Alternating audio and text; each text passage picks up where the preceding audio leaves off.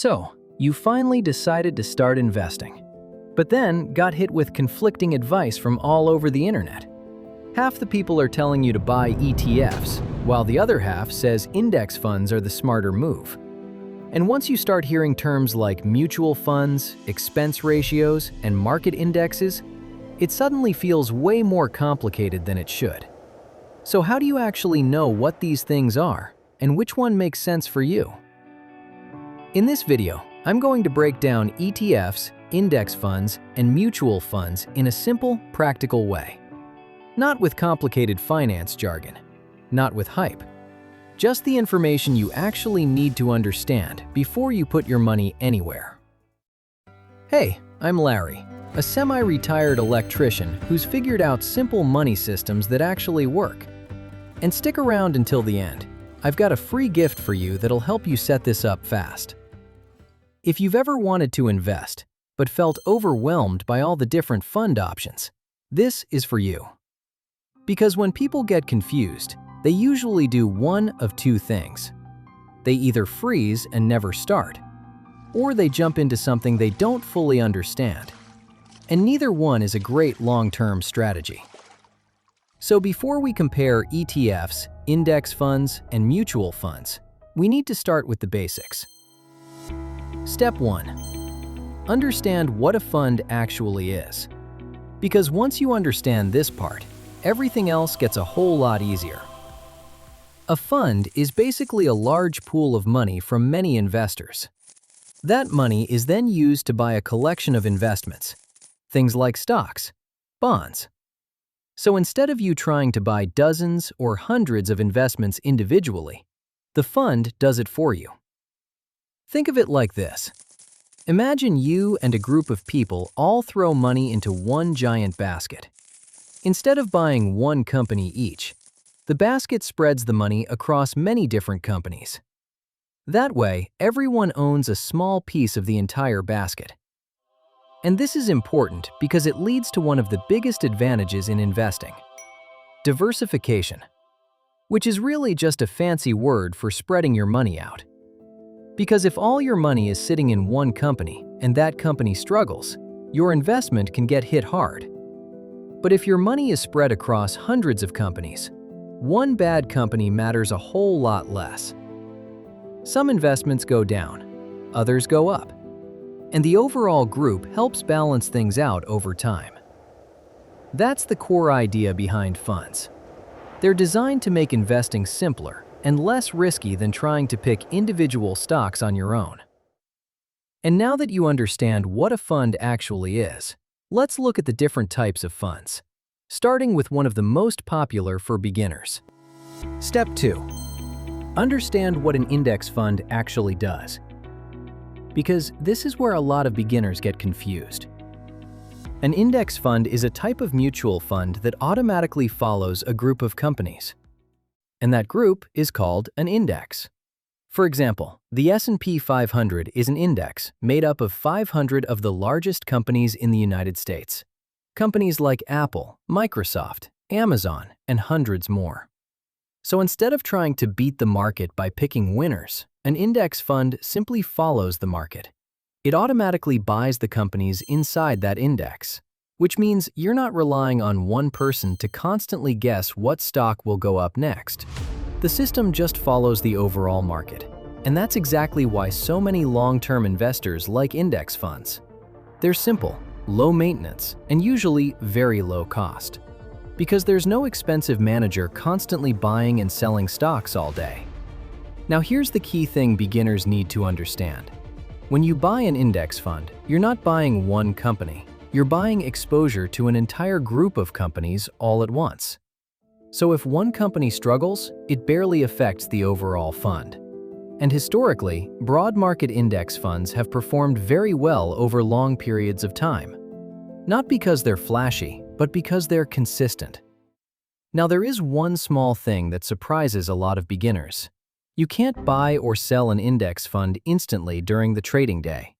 The price only updates after the market closes. So if you place an order in the morning, it gets processed later using the end-of-day price. For long-term investors, this usually doesn't matter much. But now you might be wondering, if index funds already do that job, then what makes ETFs different? Step 3.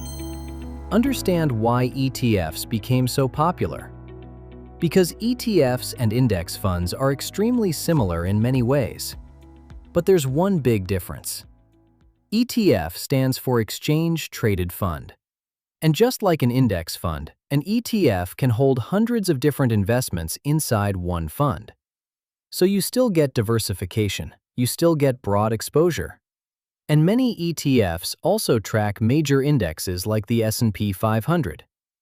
But unlike traditional index funds, ETFs trade throughout the day just like regular stocks, which means their price moves during market hours. So if you want to buy an ETF at 11 in the morning, you can. If you want to sell it before the market closes, you can do that too. That flexibility is one reason ETFs became extremely popular. They're simple, accessible, and usually very inexpensive. Now for beginners, this is the important part. In real-world investing, broad index funds and broad ETFs are often very similar. Both can give you diversification, both can track the overall market, and both can work very well for long-term investing. But ETFs do have a few advantages that make them especially attractive for beginners. First, they're very easy to start with. Some index funds require larger minimum investments up front. But with ETFs, you can often start with the price of a single share or even fractional shares on some platforms. So for someone starting small, ETFs can feel a lot more accessible. They also tend to have very low fees. And because ETFs trade throughout the day like stocks, they give investors a little more flexibility when buying or selling. For most beginners, the difference between a broad ETF and a broad index fund isn't life-changing. Both can work. The bigger issue is simply getting started and not endlessly comparing the two. Now with that said, there's still another type of fund people hear about all the time: mutual funds. And this is where things can start getting a little more confusing. So let's clear that up next. Step 4. Understand the difference between index funds and mutual funds.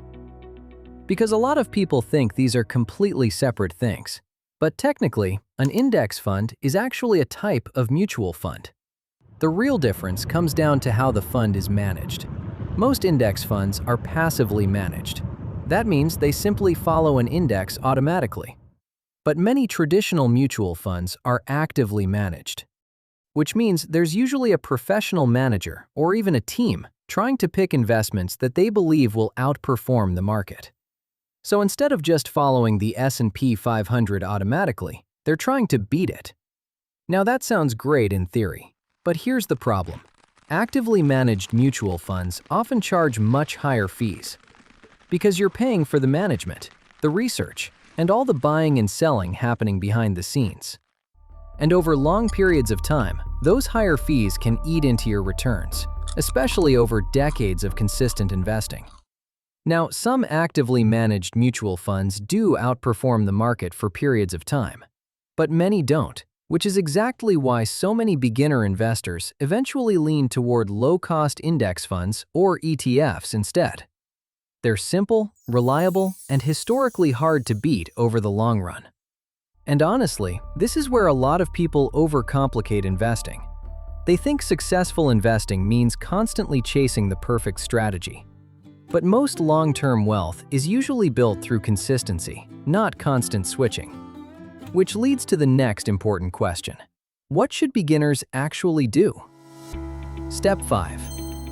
Keep it simple and strive for consistency. Because at the end of the day, investing doesn't need to be complicated to work. Here's a very simple approach that many beginners follow, and it's the same simple plan I shared in my Investing for Beginners video. Open an investment account through a brokerage app, investment platform, or your bank. Choose one broad index fund or ETF that tracks the overall market. Set up automatic monthly investments, and then keep contributing consistently over time. That's it. No trying to predict the next hot stock. No checking prices every hour. No constantly jumping in and out. just consistency, because this is where compounding starts working in your favor. And compounding is one of the most powerful parts of investing, because your returns start earning their own returns. And over time, your money starts building momentum on its own. Now compare that to someone constantly reacting emotionally, buying when headlines feel exciting, selling when the market feels scary, stopping every time things get uncertain. That usually leads to stress, poor decisions, and inconsistency. And inconsistency is what hurts a lot of beginner investors, not a lack of intelligence. Because long-term investing is often less about being brilliant and more about building steady habits. Now, does that mean investing is risk-free? Of course not. Markets go up, markets go down. There will always be uncertainty. But broad funds help reduce unnecessary risk by spreading your money across many investments instead of depending on just one. And for a lot of beginners, that's a much more stable way to start. Because the goal isn't to get rich overnight. It's to slowly build something that can grow over time, while you're focused on work, family, and everyday life. That's exactly why simple investing systems tend to last. It removes a lot of the noise. You don't need to become a full-time stock analyst. You don't need to stare at charts all day. And you definitely don't need to panic every time the market moves. You just need a system you can realistically stick with. This is how investing starts becoming less overwhelming, not by memorizing complicated finance terms, but by understanding the basics well enough to take action. Because in a world where income, industries, and technology can change quickly, having a simple, long-term investing system matters more than ever. And the people who usually succeed long-term? They're not the ones with the most complex strategy. They're the ones who simply chose to start and kept going. If this video was helpful, hit subscribe so you don't miss the next ladder lesson. And drop a comment below. Which one makes more sense to you right now, ETFs or index funds? Oh, and check the description for your free gift. It's a beginner fund starter kit to help you understand the basics and build a simple investing plan. No strings attached. Download it today. And one more thing, if you want to learn how to start investing from the ground up, watch my previous video on investing for beginners. And remember, if this electrician can do it, so can you.